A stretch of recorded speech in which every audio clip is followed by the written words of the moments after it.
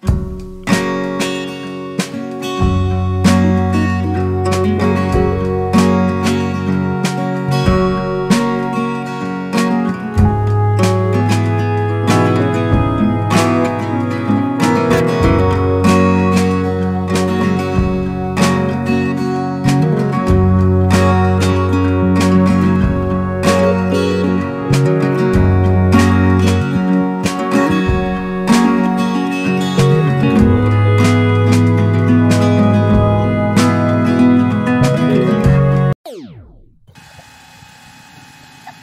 afternoon! Welcome to my vlog. Andito na naman po ako. So ang guest ko po ngayon ay dalawang garbage collector. At sila po ay na-amaze po ako sa kanila kasi bakit ang saya-saya nila habang ginagawa ang kanilang trabaho. So ipapakilala ko po sa inyo si Romel Baruela. Ikaw ay si Jerry A. So kasi nakita ko kayo kanina, ang saya nyo habang nangungulekta ng basura. So bakit po ba masaya kayo sa ginagawa ninyo? Kasi nakakaano po kami. Nakakita po kami ng magandang bahay. Tsaka maayos naman po yung trabaho namin. Tsaka masaya kasi maraming kulitan. Tsaka ayos ang trabaho. Napamahal na rin ho ba sa inyo tong trabaho na ito? Ayoko. Kasi kung hindi po napamahal sa amin to, edi sana wala po kami ngayon. Kasi hanggat sa buhay pa tong basurahan, dito pa rin po kami. Ano ba talaga ang pangarap ninyo sa buhay? Kung hindi ka nandito sa garbage collection, anong talaga ang gusto mong marating sa buhay? Pangarap talaga dati pa, magiging pulis sana po.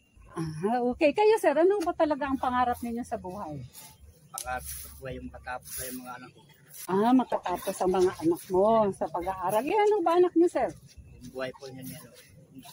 11. Wow, very productive. Ang saya naman siguro sa pamilya ninyo. Sir, ikaw sir, ilan ba anak niyo? Bali, 3 na rin. Okay, kasi ang customer ninyo yung kinukolektahan ng basura, di po ba? Ano bang mensahe niyo sa kanila? Mensahe po lang namin na sana po maayos po yung paglalagay nila ng basura. Sana po hiwalay-hiwalay po yun. Nabubulok sa hindi nabubulok. Tsaka sana mensahe ko lang po sa kanila. Sana wag muna silang magagalit basta-basta sa amin. Kasi kung hindi rin dahil sa kanila, hindi rin kami magagalit. Okay. Paano niyo sinabing magagalit?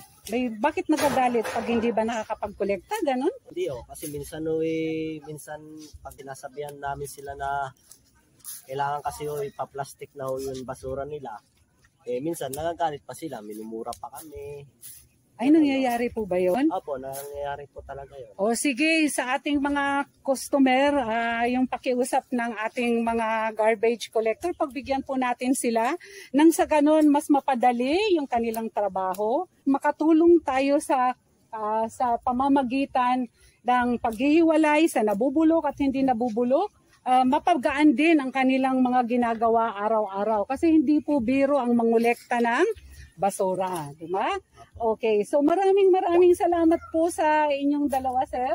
Ano po ba ang paborito niyong kanta, sir? Kung pakakantahin ko kayo. Wala. Wala. Ikaw, sir, ano paborito mo? Kahit ano.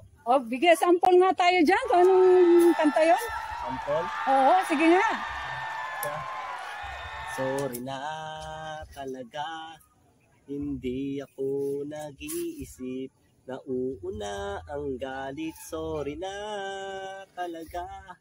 Hindi ko po alam.